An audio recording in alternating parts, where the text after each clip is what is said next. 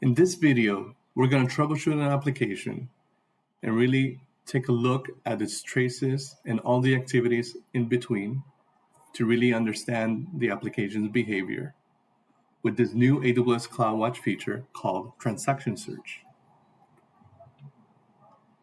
Transaction Search provides an interactive analytics experience in which you can pick different attributes, go deeper into your activities that's going on in a trace, and understand your application's behavior.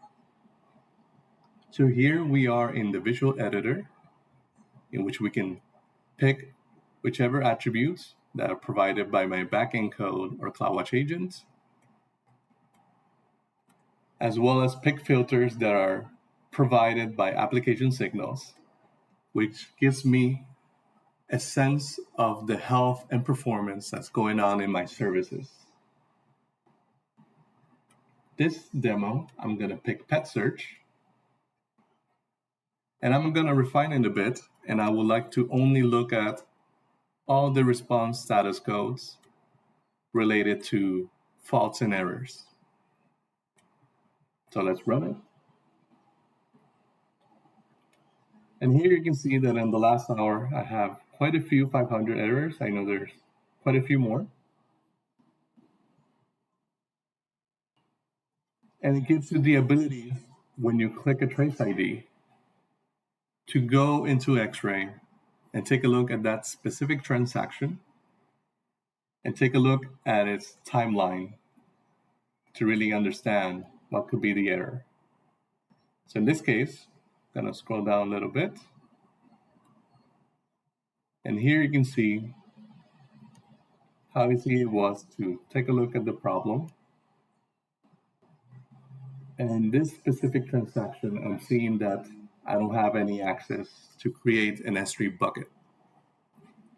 Now, this may be different from the other transactions, but you can see how easy it was for me to group them and really go deeper with the company by X-Ray. Now, also Transaction Search provides a different visualizations in which you can view it as a time series,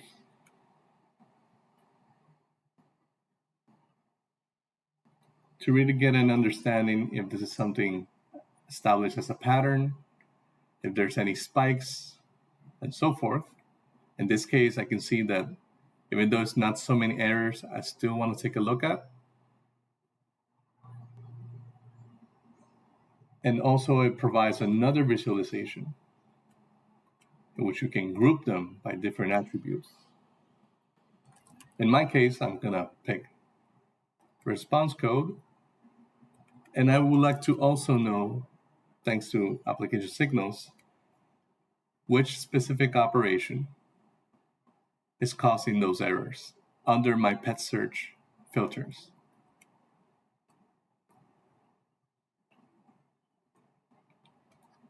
So here you can see that if we go to the right hand, all 500 errors mostly are related to the GET API. And with this visualization, you can click it and just get those specific transactions so you can go deeper into it. It's always a good strategy to think about which attributes are you going to feed your applications, so Transaction Search can really provide the necessary insights to understand its behavior. So I'm going to add another filter, which we're going to run it. And here we can see that still the GET API, still 500, and it's related to S3. So you can still keep playing around, select other attributes, and really dive deep into understanding by group what's going on with the application's behavior. You also have the option of doing it by queries. Here you can see how easily translated, and you can play around with it. In my case, I'm going to change the query, and I'm mostly interested, since this is a pet site adoption, I would like to know which pet was adopted the most in the recent hour.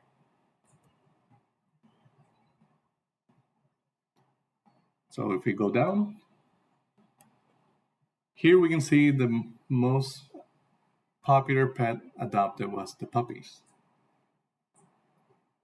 Now we can see how transaction search gives you the ability to really understand what's going on when your applications communicate with each other and really get to the root cause. Thank you for watching.